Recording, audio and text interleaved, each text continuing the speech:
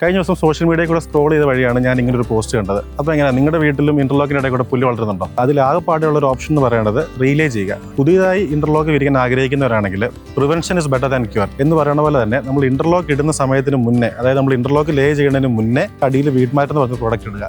Weed മാറ്റ് എന്ന് പറഞ്ഞാൽ basically weed റെസ്ട്രിക്ഷന് വേണ്ടി ഉപയോഗിക്കുന്ന ഒരു മാറ്റാണ്. അതൊരു പ്ലാസ്റ്റിക് മാറ്റാണ്. അതിൻ്റെ അകത്ത് ക്രിസ് ക്രോസ് ആയിട്ടുള്ള ലൈനിങ്സ് ആണ് വരുന്നത്. അത് നമ്മൾ പണ്ട് ഈ ചാക്ക് തയ്ക്കണ പോലെ തന്നെ നമ്മളത് അങ്ങനത്തെ രീതിയിലാണ് വീഡ് മാറ്റിന് തയ്ച്ച് വരുന്നത്. അതിൻ്റെ അകത്തുള്ളൊരു ഗുണം എന്ന് പറഞ്ഞു കഴിഞ്ഞാൽ അതിൻ്റെ ഇടയിൽ ഗ്യാപ്പ് വരും. ഗ്യാപ്പ് വരുന്നത് കൊണ്ട് തന്നെ അതിൻ്റെ അകത്ത് വെള്ളം കെട്ടിക്കിടക്കുന്ന ഒരു അവസ്ഥ ഉണ്ടാകുന്നില്ല. വെള്ളം എപ്പോഴും താഴോട്ട് പോയിക്കൊണ്ടിരിക്കും. പണ്ട് നമ്മുടെ ഈ പ്ലാസ്റ്റിക് ഷീറ്റൊക്കെ വിരിച്ച് കഴിയുമ്പം അത് വെയിലടിക്കുമ്പോഴോ വെള്ളം കെട്ടിക്കിടക്കുമ്പോഴോ ബ്രിട്ടിലായിട്ട് അത് പൊടിയും. വീഡ് മാറ്റ് 50 GSM മുതൽ 85 GSM വരെ ഇപ്പം നിലവിൽ മാർക്കറ്റിൽ അവൈലബിൾ ആണ്. മാരിക്കോൺ എപ്പോഴും ഉപയോഗിക്കുന്നത് 85 GSMൻ്റെ വീഡ് മാറ്റാണ്.